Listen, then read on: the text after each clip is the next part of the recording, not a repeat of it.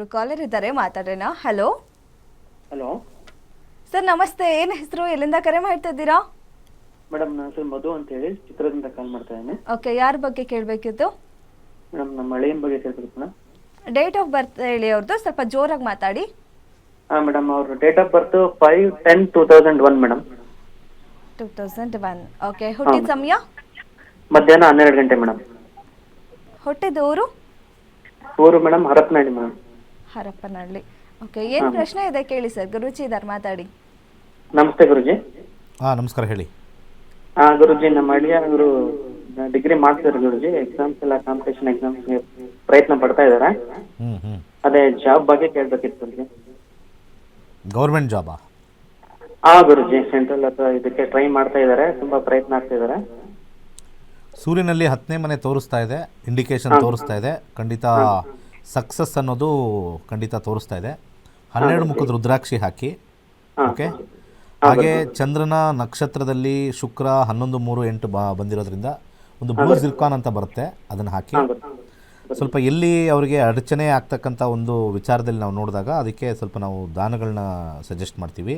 ಈಗ ಸದ್ಯಕ್ಕೆ ಚಂದ್ರದಶನೇ ನಡೀತಾ ಇರೋದ್ರಿಂದ 2028 ಒಳಗಡೆ ಅವ್ರಿಗೆ ಕೆಲಸ ಸಿಗುತ್ತೆ ಅಂತ ಹೇಳ್ಬೋದು. ಯಾಕಂದರೆ ನೀವು ಎಕ್ಸಾಮ್ ಬರೀತಾ ಇರೋ ಡೇಟು ಇದಾಗುತ್ತಾ ಇಲ್ವಂತ ಪ್ರಶ್ನಾಶಾಸ್ತ್ರಕ್ಕೆ ಹೋಗಬೇಕಾಗತ್ತೆ. ಇದು ಜನರಲಾಗಿ ಕೇಳಿದ್ರೋದ್ರಿಂದ 2028 ಒಳಗಡೆ ಸಕ್ಸಸ್ ಸ್ಟೋರಿ ತೋರಿಸ್ತಾ ಇದೆ ಮ್ಯಾಕ್ಸಿಮಮ್ ಆಗಿ. ಹಾಗೆ ಮಂಗಳನಲ್ಲೂ ಕೂಡ 10ನೇ ಮನೆ ಇರೋದ್ರಿಂದ ಗೌರ್ಮೆಂಟ್ ಕೆಲಸ ಇವರಿಗೆ ದಕ್ಕತಕ್ಕಂಥ ಒಂದು ಜಾತಕ ಅಂತ ಹೇಳಿ ನಾವು ಖಂಡಿತ ಇಲ್ಲಿ ಹೇಳ್ಬೋದು. ಯಾವುದೇ ನೆಗೆಟಿವಿಟಿ ಇಲ್ಲ. ಅಕ್ಕಿಯನ್ನು ಸ್ವಲ್ಪ ಸೋಮವಾರ ಬಡವರಿಗೆ ದಾನ ಮಾಡಿ ಸಕ್ಸಸ್ಸಲ್ಲಿ ಒಂದು 2-3 ಇಯರ್ಸ್ ಒಳಗಡೆ ಆಗುತ್ತೆ. ಒಳ್ಳೆಯದಾಗಲಿ. ಓಕೆ, ಧನ್ಯವಾದ ಸರ್ ಕರೆ ಮಾಡಿದ್ದಕ್ಕೆ. ಮತ್ತೊಬ್ರು ಕಾಲರ್ ಇದ್ದಾರೆ. ಹಲೋ ಹಲೋ ಸರ್, ನಮಸ್ತೆ. ಏನು ಹೆಸರು, ಎಲ್ಲಿಂದ ಕರೆ ಮಾಡ್ತಿದ್ದೀರಾ? ಮಂಜುನಾಥ್, ಉಡುಪಿಯಿಂದ. ಓಕೆ, ಯಾರ ಬಗ್ಗೆ ಕೇಳಬೇಕಿತ್ತು? ನಮ್ಮ ಬಗ್ಗೆ ಕೇಳಿ. ಡೇಟ್ ಆಫ್ ಬರ್ತ್ ಹೇಳ್ತೀರಾ? ಡೇಟ್ ಆಫ್ ಬರ್ತ್ ಸರಿಯಾಗಿ ಗೊತ್ತಿಲ್ಲ, ಪ್ರಶ್ನಾಶಾಸ್ತ್ರದಲ್ಲಿ ಕೇಳಿ. 1ರಿಂದ 249 ಸಂಖ್ಯೆ ಹೇಳಿ. 28. 28. ಓಕೆ ಸರ್, ಏನು ಪ್ರಶ್ನೆ ಇದೆ ಕೇಳಿ. ಹೆಲ್ತ್ 6ನೇ ಕಸ್ಪ್ ನೋಡ್ತೀವಿ ಪ್ರಶ್ನಾಶಾಸ್ತ್ರ ಕೊಟ್ಟಿರೋದ್ರಲ್ಲಿ. 4 ಮತ್ತು 11 ಅಂತ ಬಂದಾಗ ಹೆಲ್ತಲ್ಲಿ 4 ಅಂತಂದರೆ ಲಾಂಗ್ ಟರ್ಮ್ ಅಂತ ನಾವು ಕರಿತೀವಿ. ರೆಡ್ ಕಾಂಬಿನೇಷನ್ಸ್ ಬಂದಿದೆ ಮತ್ತು ಅದು ಟ್ರೀಟ್ಮೆಂಟಿಂದ ಸ್ವಲ್ಪ ನಿಧಾನಕ್ಕೆ ಗುಣಮುಖವಾಗುತ್ತೆ. ಶನಿಲಿ 11-9 ಬಂದಿರೋದ್ರಿಂದ. ಸೊ ಒಂದು ಬ್ಲ್ಯಾಕ್ ಕಲರ್ ಥ್ರೆಡ್ ಕಟ್ಕೊಳ್ಳಿ ಒಂದು ಬಲಗೈಗೆ, ಒಂದು 3 ಸುತ್ತು. ಹಾಗೇ ಒಂದು ಓಂ ಶ್ರೀ ಶನೇಶ್ಚರಾಯ ಸ್ವಾಹ ಅಂತ ಯಥೇಚ್ಛವಾಗಿ ಹೇಳಿ.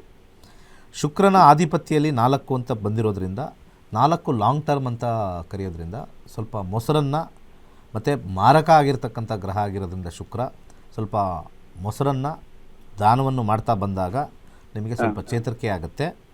ಹಾಗೆ 4ನೇ ಮನೆ ಸ್ವಲ್ಪ ನೀವು ಎಕ್ಸರ್ಸೈಸು ಅಥವಾ ಆಚೆ ಹೆಚ್ಚು ಓಡಾಡಬೇಕು. ಅದೇ ಎಕ್ಸರ್ಸೈಸ್ ಎಲ್ಲ ಮಾಡ್ತಾ ಇದ್ದೀನಿ.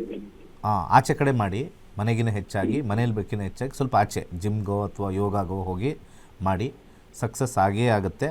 ನಾನು ಹೇಳಿರ್ತಕ್ಕಂಥ ಮಂತ್ರನ ಯಥೇಚ್ಛವಾಗಿ ಹೇಳ್ಕೊಳ್ಳಿ. ಓಂ ಶ್ರೀ ಶನೇಶ್ಚರಾಯ ಸ್ವಾಹ.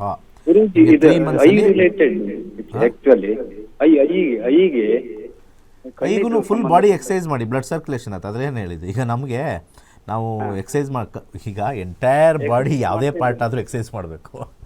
ಓಕೆ, ಇಲ್ಲಿ 4ನೇ ಮನೆ ಲಾಂಗ್ ಟರ್ಮ್ ಅಂತ ತೋರಿಸಿದೆ ಶುಕ್ರನ ಆಧಿಪತ್ಯದಲ್ಲಿ. ಅರ್ಥ ಆಯ್ತಾ? ಏನು ಹೇಳಿ?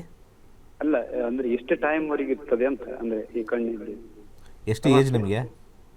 ಏಜಿಗೆ ನಮಗೆ 46.